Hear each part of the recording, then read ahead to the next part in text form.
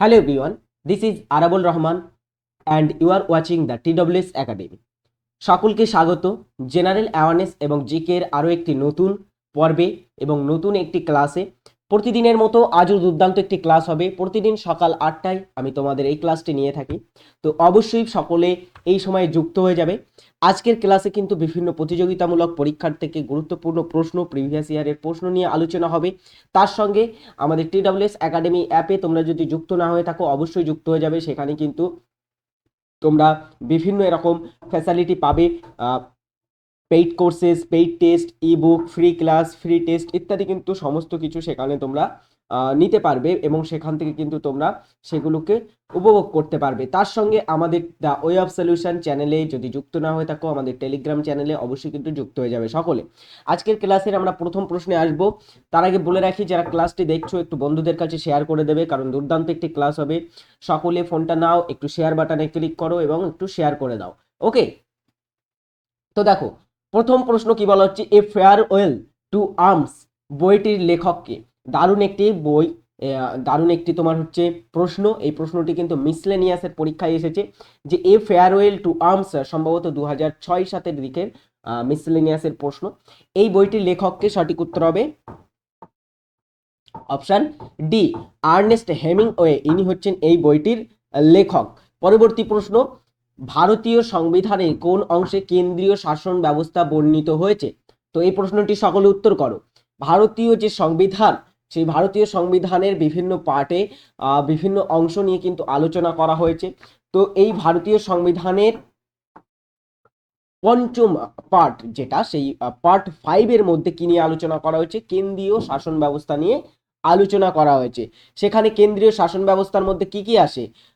রাষ্ট্রপতি, উপরাষ্ট্রপতি সংক্রান্ত বিষয়, তার সঙ্গে প্রধানমন্ত্রী, মন্ত্রী পরিষদ সংক্রান্ত বিষয়, অ্যাটর্নি জেনারেল, তারপরে ক্যাগের ধারণা, বিচার ব্যবস্থা প্রভৃতি, কিন্তু সংসদীয় আইন, সংসদ ইত্যাদি সমস্ত কিছু কিন্তু আসে পার্ট 5-এর ভিতরে, ঠিক আছে। এবং এই পার্ট 5টা তোমার শুরু হচ্ছে কোথা থেকে বলো তো? 52 থেকে 151 ধারায় কিন্তু এই পার্ট 5টা বর্ণিত আছে, ঠিক আছে, কেন্দ্রীয় শাসন ব্যবস্থা। এবারে সকলে একটু বলো পার্ট 3-এর ভিতরে কি আছে? পার্ট 3-এর ভিতরে কি আছে? এটা অ্যান্সার করো সকলে। পার্ট 3-এর ভিতরে কি আছে? পার্ট 3-তে আছে তোমার হচ্ছে মৌলিক অধিকার।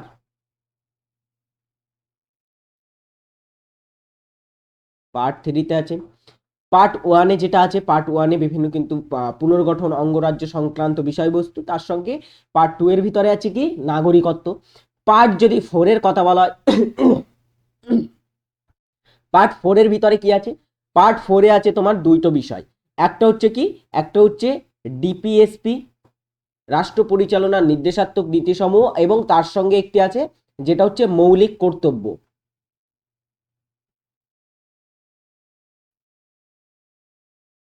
মৌলিক কর্তব্যটা আছে তোমার পার্ট 4-এর এতে কিন্তু আছে এটা। ওকে, আর পার্ট 6-এ যেটা, পার্ট 6-এ হচ্ছে এখানে যেমন কেন্দ্রীয় শাসন ব্যবস্থা, এখানে অঙ্গরাজ্য শাসন ব্যবস্থা।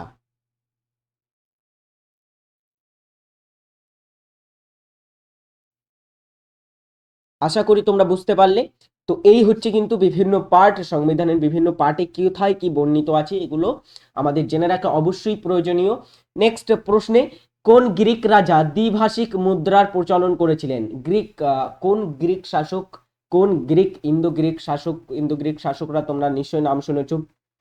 ডারোয়াস, তারপরে হচ্ছে তোমার ডিমিট্রিভিস, তার সঙ্গে মিনিন্দারের নামও তোমরা নিশ্চয়ই শুনেছো। তো এই মিনিন্দার কিন্তু ছিল এই ডিমিট্রিভিসের বংশধর আবার, হ্যাঁ।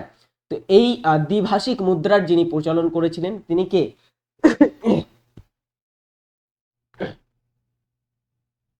অ্যান্সার হবে কে? সেটা হচ্ছে এই অপশন এ, তিনি কিন্তু ভারতের দ্বিভাষিক মুদ্রার প্রচলন করেন। নেক্সট হচ্ছে, কোন দেশের অনুকরণে ভারতের সবুজ বিপ্লবের ধারণা গৃহীত হয়েছে? ভারতের সংবিধানে আমরা জানি অনেক কিছু গৃহীত হয়েছে। ভারতের যে মৌলিক কর্তব্য রাশিয়া থেকে, তারপরে বিভিন্ন বিষয়বস্তু কিন্তু বিভিন্ন দেশ থেকে গৃহীত হয়েছে, কিন্তু সবুজ বিপ্লবের যে ধারণা সেটা কোন দেশ থেকে নেওয়া হয়েছে? সঠিক উত্তর করো সকলে। সবুজ বিপ্লব। আচ্ছা, সবুজ বিপ্লব বা গ্রিন রেভলিউশন এটা সম্পর্কে তোমরা নিশ্চয়ই জানো যে সবুজ বিপ্লব কিসের সঙ্গে জড়িত। সবুজ বিপ্লব হচ্ছে গম উৎপাদন, বিশেষ করে কিন্তু পাঞ্জাব হরিয়ানা অঞ্চলে গম উৎপাদন উন্নত বৈজ্ঞানিক পদ্ধতিতে চাষাবাদ করার ফলে সেখানে একটা চাষে কিন্তু বুস্ট দেখা যায়। এটা হচ্ছে গ্রিন রেভলিউশন নামে পরিচিত, যেটার পিছনে যার প্রধান হাত ছিল বা যিনি এটার প্রধান উদ্যোক্তা ছিলেন তার নাম হচ্ছে এম এস স্বামীনাথন। তাকে বলা হয় এই গ্রিন রেভলিউশনের জনক। তো এম এস স্বামীনাথনের হাত ধরে 1968 দশক নাগাদ কিন্তু এই গ্রিন রেভলিউশন ভারতে হয়েছিল। এটা কোন দেশ থেকে গৃহীত হয়েছে? এবারে প্রশ্ন অনুযায়ী উত্তর কি হবে? এটা হচ্ছে মেক্সিকো থেকে গৃহীত হয়েছে সবুজ বিপ্লবের ধারণাটি। ওকে, নেক্সট হচ্ছে সোনালী চতুর্ভুজের মোট দৈর্ঘ্য কত কি? ড্যাশ কিমি এখানে বলো, এখানে একটা শূন্য স্থান আছে। তো সোনালী চতুর্ভুজ এটা তোমরা জানো। সোনালী চতুর্ভুজ বলে ফেলো। সোনালী চতুর্ভুজ কি? চারটি প্রধান শহর, দিল্লি, কলকাতা, চেন্নাই, চারটি মেট্রো সিটি এবং এটা হচ্ছে মুম্বাই। এই চারটিকে একত্রিতকরণ করা একটা প্রকল্পের দ্বারা, একটা সড়ক প্রকল্পের দ্বারা, সেটাকে বলা হয় সোনালী চতুর্ভুজ। এবং এই সোনালী চতুর্ভুজ যে প্রকল্প, এই সোনালী চতুর্ভুজ প্রকল্পটা হচ্ছে ভারতের বৃহত্তম সড়ক প্রকল্প। এবং এই সোনালী চতুর্ভুজ বিশ্বের পঞ্চম বৃহত্তম, পৃথিবীর পঞ্চম বৃহত্তম, ফিফথ লার্জেস্ট কিন্তু হচ্ছে সড়ক প্রকল্প। তো এই যে সোনালী চতুর্ভুজ, এটার তোমার হচ্ছে দৈর্ঘ্য কত টোটাল, মানে হচ্ছে দিল্লি থেকে মুম্বাই একটা, চেন্নাই থেকে কলকাতা থেকে চেন্নাই, চেন্নাই থেকে মুম্বাই, মুম্বাই থেকে দিল্লি, এই সমস্তটার দৈর্ঘ্য টোটাল কত হবে? সেটা হচ্ছে 5846 কিলোমিটার। ওকে, তো খুবই গুরুত্বপূর্ণ প্রশ্ন ছিল। ওকে, এটা তোমরা খাতায় নোট করে রাখবে। নেক্সট, মরু উদ্ভিদে যে মোটা মোমের প্রলেপ থাকে তাকে কি বলা হয়? আচ্ছা, মরু যে সমস্ত উদ্ভিদগুলো হয় তাদের তোমরা জানো যে তাদের পাতা কি হয়? ক্যাকটাসে পরিণত হয়। তাদের পাতাগুলো খুবই রসালো প্রকৃতির হয়। তাদের পাতায় মোমের প্রলেপ থাকে, কারণ বাষ্পমোচন হ্রাসের জন্য কিন্তু এটা থাকে। ঠিক আছে, তাদের ওখানে খুবই জল কম থাকে, ওই জন্য তারা কিন্তু এইভাবে কিন্তু অভিযোজিত হয়েছে। তো এই মরু উদ্ভিদের মোটা মোমের প্রলেপ থাকে, সেটাকে কি বলে? সেটাকে বলা হয় কিউটিন। চৌসার যুদ্ধ কাদের কাদের মধ্যে সংগঠিত হয়েছে? চৌসার যুদ্ধটা কার কার মধ্যে সংগঠিত হয়? অ্যান্সার করো সকলে।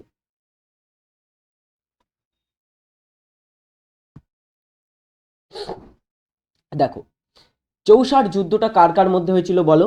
এটা হয়েছিল তোমার হচ্ছে হুমায়ুন এবং শেরশার মধ্যে। এই চৌসার যুদ্ধ এটা ছিল হুমায়ুন এবং শেরশার মধ্যে লড়া প্রথম যুদ্ধ। যেই যুদ্ধটা হয়েছিল তোমার 1539 সালে। কবে? 1539 সালে। মাথায় ঢুকিয়ে দাও। আরেকটা যুদ্ধ হুমায়ুনকে পরাজিত করার জন্য লড়েছিল শেরশাহ, যেটা হচ্ছে তোমার কনৌজের যুদ্ধ।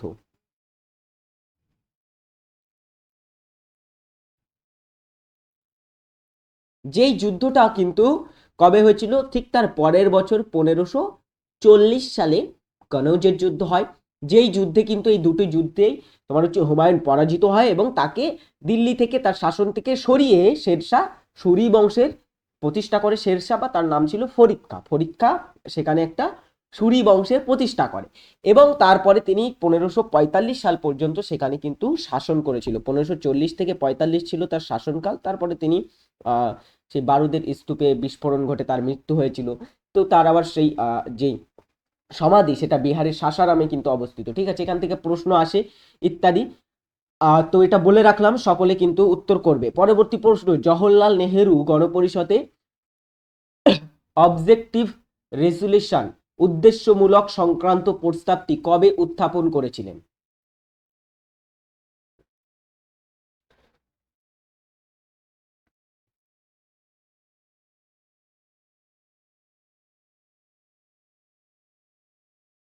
বলো। এটা আমি তোমাদের যখন প্রস্তাবনার ক্লাস করিয়েছিলাম তখন কিন্তু এই আমি যে তোমাদের টপিক ওয়াইজ যে ক্লাসটি করাচ্ছিলাম সেখানে আমি করিয়েছিলাম যে অবজেক্টিভ রেজুলেশন, এই উদ্দেশ্যমূলক সংক্রান্ত প্রস্তাবটি কে উত্থাপন করে? জওহরলাল নেহেরু উত্থাপন করে গণপরিষদে, এবং এটা কবে উত্থাপিত হয়েছিল সেটা হচ্ছে 13ই ডিসেম্বর 1946 সালে এটা উত্থাপিত হয়। কিন্তু 22শে জানুয়ারি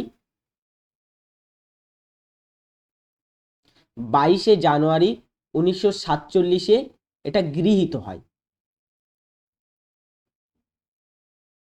ওকে, তো গৃহীত এক সময় হয় আর উত্থাপিত আর এক সময় হয়, তো এটা কিন্তু একটু তোমরা ঠিক করে রাখবে। ভারতে 35 বছরের কম বয়সী জনসংখ্যার শতাংশ হলো, 35 বছরের কম বয়সী যে সমস্ত জনসংখ্যা হয় তাদেরকে কি বলা হয়? যুবক জনসংখ্যা। এই যুবক জনসংখ্যার তোমার হচ্ছে ভারতে কতটা এই যুবকের শতাংশ হার, এটা 2011 সালের কিন্তু অনুযায়ী, ঠিক আছে। তো সঠিক উত্তর হবে কত শতাংশ 35 বছরের কম বয়সী জনসংখ্যার হার? সেটা হচ্ছে এখানে অপশন সি, 65%, 65। ওকে, নেক্সট, ভারতে জাতীয় টিকা দিবস কবে পালন করা হয়? এটাও খুবই সুন্দর একটি প্রশ্ন। ভারতের জাতীয় টিকা দিবস কবে পালন করা হয়? বলে ফেলো সকলে।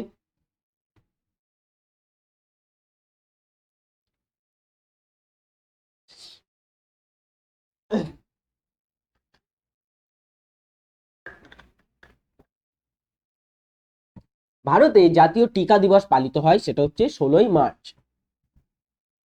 প্রথম হুন আক্রমণ কার শাসনকালে হয়েছিল? হুন আক্রমণ প্রথম কার শাসনকালে হয়, বা কোন গুপ্ত শাসকের সময় হয়েছিল, এরকম একটা প্রশ্ন খুবই পরীক্ষায় থাকে, তো সেটা করো সকলে।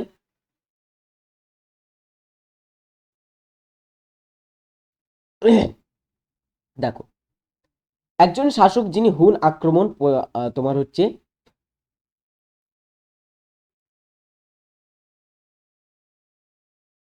1 মিনিট, 1 মিনিট সকলে একটু দাঁড়াও তো।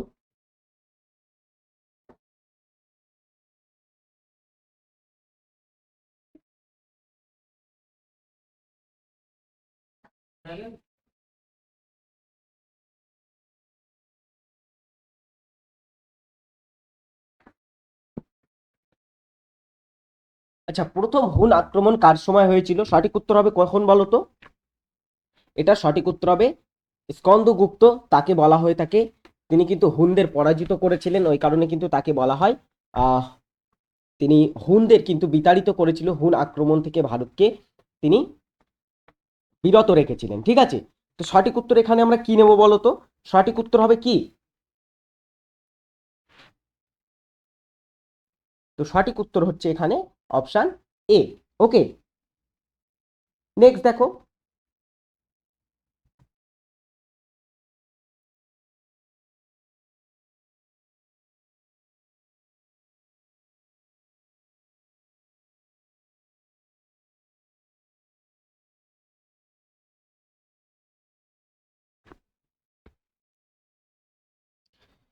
কোন ভিটামিনের অভাবে রিকেটস রোগ হয়? কোন ভিটামিনের অভাবে রিকেটস রোগ হয়?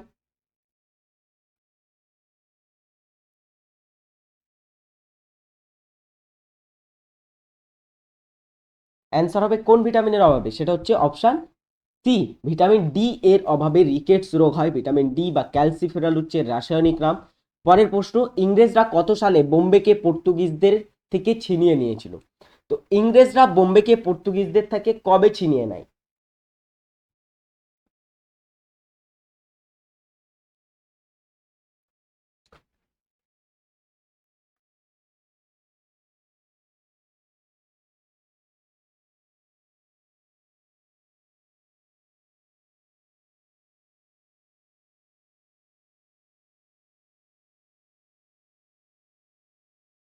অ্যান্সার হবে কবে?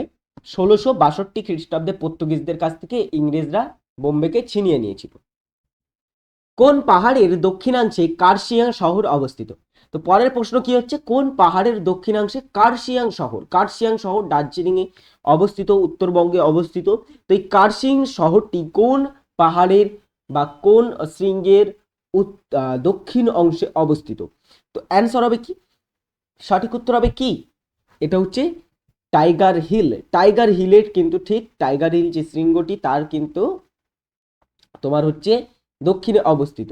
পরবর্তী প্রশ্ন হচ্ছে জাতিসংঘ সাধারণ পরিষদের কার্যালয় কোথায়? জাতিসংঘ বা যে ইউনাইটেড নেশনস অর্গানাইজেশন, সেটা তার কার্যালয় কোথায় প্রধান? তো এটা সকলে একটু কমেন্টে জানাও যে এইটা প্রতিষ্ঠা হয়েছিল কবে। জাতিসংঘ প্রতিষ্ঠা হয় কবে বলো? 1945-এ প্রতিষ্ঠা হয়েছিল, 1945-এ, এবং এটার সাধারণ কার্যালয় হচ্ছে নিউ ইয়র্ক শহরে, আমেরিকা যুক্তরাষ্ট্রের। পরের প্রশ্ন,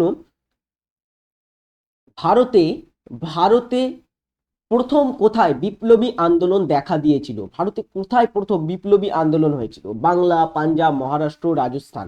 তো এখানে অ্যান্সার করে সকলে, কি হবে?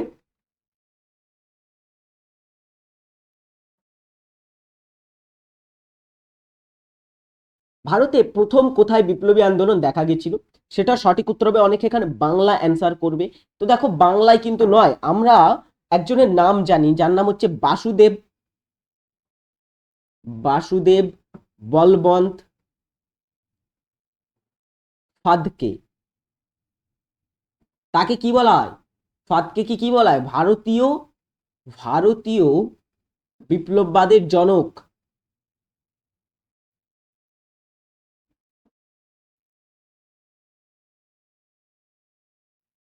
জনক নামে পরিচিত।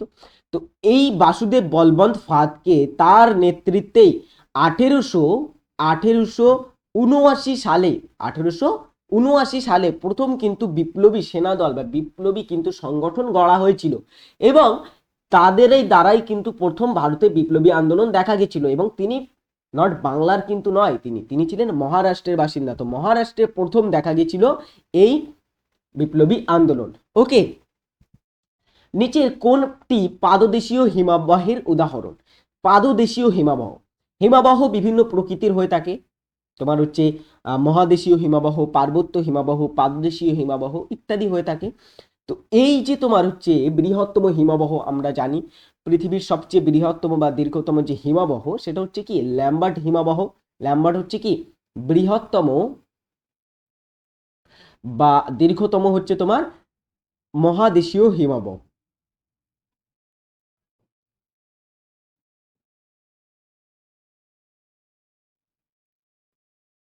ওকে, তাহলে এখানে সঠিক উত্তর আমরা কি দেবো তার আগে একটু দেখি হুবার্টটা কি।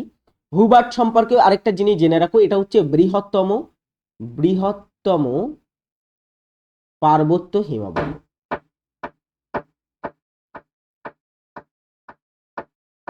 আচ্ছা, এগুলি কোথায় অবস্থিত একটু জেনে রাখো। হুবার্টটা অবস্থিত হচ্ছে আলাস্কাতে, এটা হচ্ছে আলাস্কাতে। এবং এই যে তোমার হচ্ছে ল্যাম্বার্ট, এটা অবস্থিত অ্যান্টার্কটিকাতে।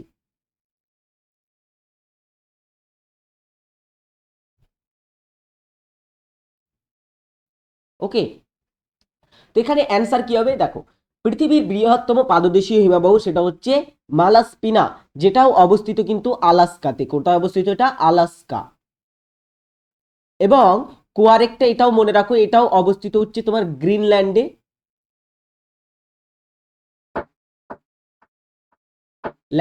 এবং এটা হচ্ছে তোমার সবচেয়ে পৃথিবীর দ্রুততম হিমবাহ। ওকে, পরবর্তী প্রশ্ন, বাহমনি রাজবংশ ও বিজয়নগর সাম্রাজ্যের মধ্যে প্রায়শই যে অঞ্চল নিয়ে সংঘাত লাগতো, বাহমনি রাজবংশ এবং বিজয়নগর সাম্রাজ্যের মধ্যে আমরা কিন্তু একটা অঞ্চলকে ঘিরে প্রায়শই কিন্তু বিভিন্ন যুদ্ধ আমরা দেখতে পাই। যেমন আমরা দেখতে পাই হচ্ছে তোমার কৃষ্ণদেব রায় এবং দ্বিতীয় আলাউদ্দিন শাহ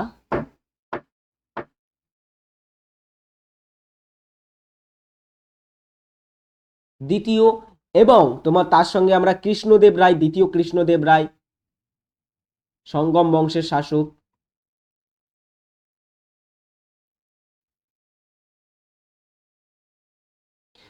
রায়ের কিন্তু উল্লেখযোগ্য তোমার হচ্ছে যুদ্ধের কথা আমরা জানতে পারি কোন অঞ্চলকে ঘিরে, সেটা হচ্ছে রায়চুর দোয়াব। অপশন সি সঠিক উত্তর হবে, রায়চুর দোয়াবকে কেন্দ্র করে তাদের মধ্যে যুদ্ধ হতো। নেক্সট, ভারতের প্রথম দলিত সম্প্রদায়ের রাষ্ট্রপতির নাম কি? ভারতের প্রথম যে দলিত সম্প্রদায় থেকে রাষ্ট্রপতি হয়েছিলেন তিনি কে?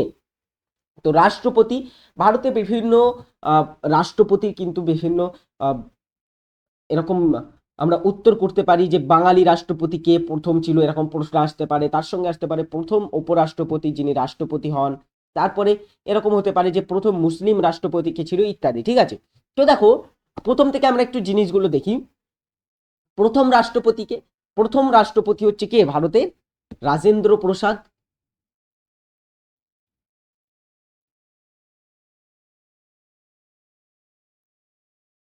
রাজেন্দ্র প্রসাদ হচ্ছে প্রথম রাষ্ট্রপতি ভারতের। তারপরে ভারতের প্রথম যিনি উপরাষ্ট্রপতি থেকে রাষ্ট্রপতি হন তিনি কে?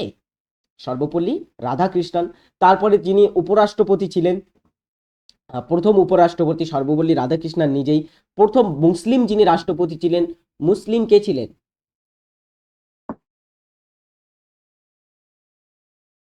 জাকির হুসেন। প্রশ্ন আসে কিন্তু এখান থেকে, ওকে। তো এখানে সঠিক উত্তর কি হবে? আচ্ছা, প্রথম মহিলা ছিলেন প্রতিভা দেব সিং পাটিল, প্রথম মহিলা রাষ্ট্রপতি ছিলেন। বর্তমান হচ্ছে দ্রৌপদী মুর্মু, যিনি হচ্ছে 15তম রাষ্ট্রপতি বর্তমান, তাই তো। তো তার আগে ছিল রামনাথ কোবিন্দ। তো বর্তমান যিনি দলিত সম্প্রদায় থেকে প্রথম রাষ্ট্রপতি হন তিনি হচ্ছেন কে? কে আর নারায়ণন। তিনি কিন্তু প্রথম রাষ্ট্রপতি ছিলেন দলিত সম্প্রদায় থেকে। নেক্সট, কয়লা উত্তোলনে পশ্চিমবঙ্গের স্থান ভারতের রাজ্যগুলির মধ্যে কত? কয়লা উত্তোলনের নিরিখে পশ্চিমবঙ্গের যে সমস্ত রাজ্যগুলি আছে তার মধ্যে পশ্চিমবঙ্গের স্থান কত? তো পশ্চিমবঙ্গে অনেক স্থান, রানীগঞ্জে প্রাচীনতম, কিন্তু অন্যতম একটা প্রাচীনতম কয়লা খনি। তার সঙ্গে তোমার হচ্ছে আসানসোল, বরাকর, কুলটি প্রভৃতি জায়গা থেকে কিন্তু প্রচুর পরিমাণে কয়লা উৎপন্ন হয় ভারতে, বিশেষ করে রানীগঞ্জ থেকে। রানীগঞ্জ হচ্ছে পশ্চিমবঙ্গের মধ্যে বৃহত্তম কয়লা উত্তোলক অঞ্চল বা খনি। তো এই পশ্চিমবঙ্গের স্থান ভারতের মধ্যে কত কয়লা উত্তোলনে? সেটা হচ্ছে অপশন বি, সপ্তম স্থান অধিকার করে পশ্চিমবঙ্গ। নেক্সট, কলেরা রোগ ছড়ায় ড্যাশ দ্বারা। এটা আজকে তোমাদের হোমওয়ার্ক দেওয়া থাকবে, তো সকলে এটার উত্তর করে যাবে যে কলেরা রোগ যেটি সেটা কি দ্বারা, ভাইরাস, ব্যাকটেরিয়া, প্রোটিস্টা, প্রোটোজোয়া কি দ্বারা এটা ছড়িয়ে থাকে। ঠিক আছে, নেক্সট, দিল্লির কোন ঐতিহাসিক স্থাপত্যে পার্সিয়ান এবং ভারতের ভারতের স্থাপত্যের সংযোগ সাধন হয়েছিল? তো পার্সিয়ান স্থাপত্য এবং ভারতের স্থাপত্যের প্রথম সংযোগ সাধন হয়েছিল কোন স্থাপত্যে? লোদির সমাধি, কুতুব মিনার, হুমায়ুনের সমাধি, রেড ফোর্ট। অ্যান্সার করো সকলে। পার্সিয়ান এবং ভারতীয় স্থাপত্য শৈলীর যে আমরা সংযোগ সাধন দেখেছি সেটা হচ্ছে কোথায়? হুমায়ুনের সমাধিতে। হুমায়ুনের সমাধি কোথায় অবস্থিত? হুমায়ুনের সমাধি অবস্থিত দিল্লিতে। কে নির্মাণ করে বলতো, এটা একটা প্রশ্ন আসে। হুমায়ুনের সমাধিটা কে নির্মাণ করেছিল? হুমায়ুনের সমাধি কিন্তু একটা ইউনেস্কো বিশ্ব ঐতিহ্যবাহী স্থান ও মর্যাদা পেয়েছে। তো এটা কবে পেয়েছে এটাও সকলে কমেন্টে জানাবে। দেখো, এই হুমায়ুনের সমাধি যিনি স্থাপন করেন সেটা হচ্ছে কি? বেগা বেগম বা হাজি বেগম। বেগা বেগম নির্মাণ করেন, এটাও প্রশ্ন পরীক্ষায় এসেছে। ইউনেস্কো ওয়ার্ল্ড হেরিটেজ সাইটের মর্যাদা এটা কবে পেয়েছিল? এটা বিশ্ব ঐতিহ্যবাহী স্থানের মর্যাদা পায় 1993-তে, 1993 সালে। ওকে, নেক্সট হচ্ছে চিত্রগুপ্ত নিচের কোন লেখকের ছদ্মনাম ছিল? চিত্রগুপ্ত ছদ্মনামে কে লিখত? সমরেশ বসু, প্রমোদ চৌধুরী, সুনীল গঙ্গোপাধ্যায়, সতীনাথ ভাদুড়ী। তো সমরেশ বসুকে আমরা কি নামে চিনি? কালকুট। কালকুট ছদ্মনামে তিনি লিখতেন। তার সঙ্গে তার আরো একটি ছদ্মনাম ছিল ভ্রমর ছদ্মনামেও তিনি লিখতেন। প্রমোদ চৌধুরী, যাকে আমরা বীরবল ছদ্মনামে লিখতে দেখেছি, বীরবল ছদ্মনামে লিখতেন প্রমোদ চৌধুরী। সুনীল গঙ্গোপাধ্যায় যিনি লিখতেন হচ্ছে কি নামে?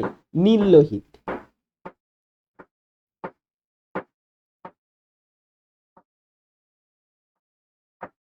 সতীনাথ ভাদুড়ী তিনি চিত্রগুপ্ত ছদ্মনামে লিখতেন। তো নিচের সতীনাথ ভাদুড়ীর ছদ্মনাম হচ্ছে চিত্রগুপ্ত। পরবর্তী প্রশ্ন, ভারতীয় দর্শনের প্রাচীনতম নিদর্শন হলো? ভারতীয় দর্শনের প্রাচীনতম নিদর্শন কোনটি? যোগ, সংখ্যা, বৈশেষিক, কর্মস, মীমাংসা। সঠিক উত্তর কি হবে?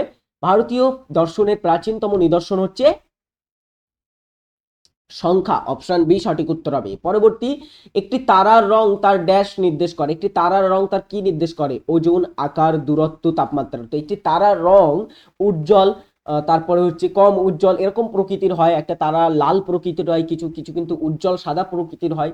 তো তোমরা লক্ষ্য করবে, আকাশে তাকিয়ে দেখবে বিভিন্ন তারার কিন্তু বিভিন্ন রং হয়, ঠিক আছে। তো এই যে বিভিন্ন রং বলতে লাল এবং তোমার হচ্ছে সাদার ভিতরেই থাকে। তো এই তারাগুলোর রং নির্দেশ করে কি তার, সেটা হচ্ছে তার তাপমাত্রা।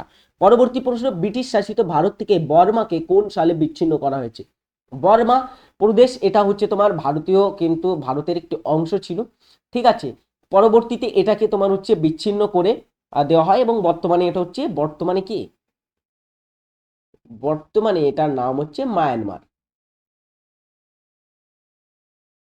তো মায়ানমারকে কবে ভারত থেকে বিচ্ছিন্ন করা হয়েছিল? সঠিক উত্তর হবে কবে। দেখো, মায়ানমারকে বিচ্ছিন্ন করার পিছনে একজন ব্যক্তির নাম কিন্তু খুবই উল্লেখযোগ্য, যার নাম হচ্ছে sir John Simon. Simon commission, Simon commission সুপারিশ করে, বা সাইমন কমিশন তাদের রিপোর্টে উল্লেখ করে যে বর্মাকে পৃথক করার, বর্মাকে ব্রিটিশদের থেকে সরি, যে ভারত থেকে পৃথক করার জন্য, ঠিক আছে। সেই অনুযায়ী 1935 যে ভারত শাসন আইন হয়, সেই ভারত শাসন আইনে উল্লেখ করা হয় যে বর্মাকে পৃথক করা হবে, পৃথক একটা প্রদেশ হিসাবে ঘোষণা করা হবে। ওকে, নেক্সট, ভারতীয় সংবিধানের প্রস্তাবনা নির্দেশ করে যে সংবিধানের উৎস হলো লোকসভা, রাজ্যসভা, ভারতের রাষ্ট্রপতি, ভারতের জনগণ। তো সংবিধানের উৎস কি, ভারতের প্রস্তাবনা কি নির্দেশ করে?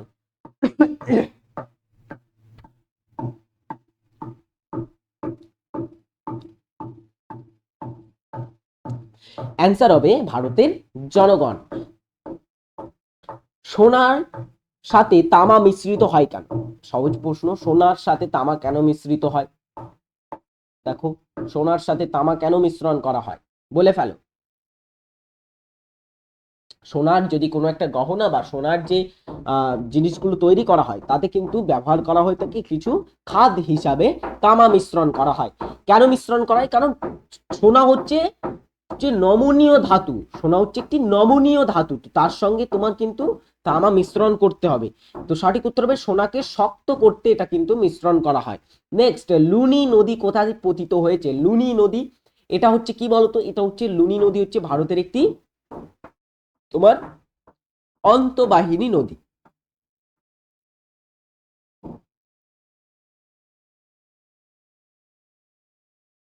লুনি নদী অন্তবাহিনী নদী।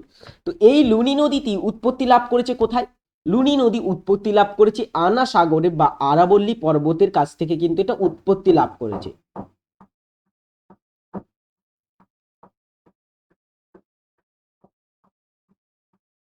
এটা উৎপত্তি লাভ করে সেখান থেকে, সেটা কিন্তু রাজস্থান রাজ্যে প্রবাহিত হয়ে যেখানে পতিত হয়েছে সেটা হচ্ছে কচ্ছের রণ, যে জলাভূমি আছে সেই কচ্ছের রণে এটা পতিত হয়েছে। এই কারণে এটাই কিন্তু একটা অন্তবাহিনী নদী, দেশের মধ্যেই উৎপত্তি লাভ করছে এবং দেশের মধ্যেই পতিত হচ্ছে।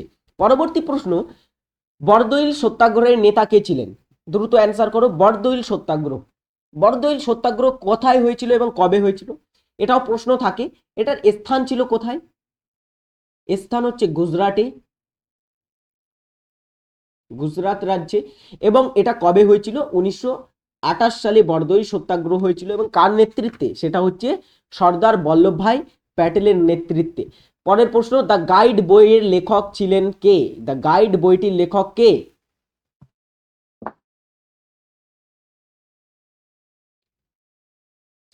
অ্যান্সার করো সকলে। দ্য গাইড বইয়ের লেখক হচ্ছে অপশন কোনটি? অ্যান্সার করব আমরা, দেখো আর কে নারায়ণ হচ্ছে দ্য গাইড বইয়ের লেখক।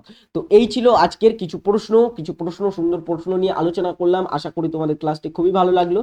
ক্লাসটি ভালো লাগলে অবশ্যই কিন্তু তোমরা কমেন্টে জানিয়ে যাবে যে কেমন লাগলো, এবং তার সঙ্গে সকলে হোমওয়ার্কের অ্যান্সার করে যাবে। তো সকলে ভালো থাকবে, সুস্থ থাকবে, নিজের খেয়াল রাখবে, পড়াশোনা করতে থাকো, এবং প্রতিদিনের প্রশ্নগুলো যেগুলো দিচ্ছি সেগুলো খাতায় তুলতে থাকো, প্র্যাকটিস করতে থাকো। তোমরা আশা করি উপকৃত হচ্ছ এবং এখান থেকে তোমরা পরীক্ষায় অনেক কমন পাবে। তো সকলে ভালো থাকবে, সুস্থ থাকবে, নিজের খেয়াল রাখবে। আর আজকের ক্লাসটি এখানেই শেষ করছি। টাটা।